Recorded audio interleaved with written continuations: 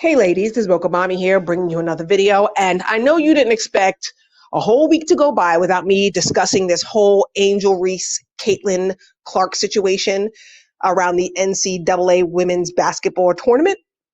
Turns out that LSU and Angel Reese team came out victorious. And in the fourth quarter, once the victory was pretty much going to be ensured, we saw Angel Reese taunt Caitlyn Clark with a hand gesture, the hand gesture that was popularized by John Cena, the whole "you can't see me," and then pointing to her left ring finger saying that they were going to be the champions. Well, a lot of people wanted to drag Angel Reese, saying that, she was very classless and that she was taunting and that was an overly aggressive gesture.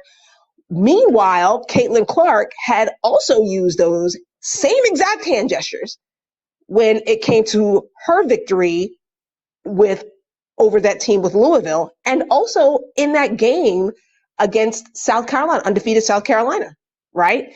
Now, I was really rooting for Caitlyn Clark. I'll be honest, I was rooting for her. I think she's a great player, and it's obvious why she's Player of the Year.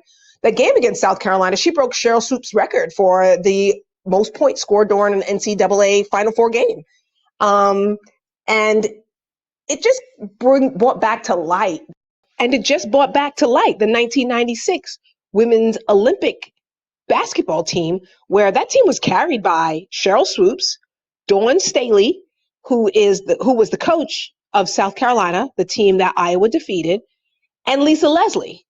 But a lot of the credit and the publicity went to Rebecca Lobo, a face that can start a podcast. And and it just goes to show you like how unfair Black women have been treated in sports. I mean, think about how badly the Williams sisters were treated as teenage girls in tennis, how poorly people berated Simone Biles for taking a mental health break. And if you really want to go way back, think about Serena Bonelli and Oksana Bayul in figure skating. And it just goes to show you, here we have Angel Reese being shaded by First Lady Jill Biden. And, one of the things I did do was follow Angel Reese on Instagram, and of course she's going to be seen as, because she got the Calvin Klein deal for NIL, she's going to be seen as thirst trapping, but then on the other hand, she'll get into the WNBA and they'll classify her as overly aggressive, but yet still let Diana Taurasi get away with organized crime on the post as far as fouling people. And then here we come with the constant disappointment that is Charles Barkley. Whenever we need Black excellence, he seems to bring some subpar version of Black mediocrity. He said something along the lines of, "I saw the hand gestures and I wish it didn't happen." Charles Barkley, you have been in this sport for 40 years. You trying to say the worst thing you've seen in a championship game are hand gestures? Get out of here. You would think we'd have a little bit more vocal support from LSU women's coach, Kim Mulkey, but she's kept it pretty much to the game.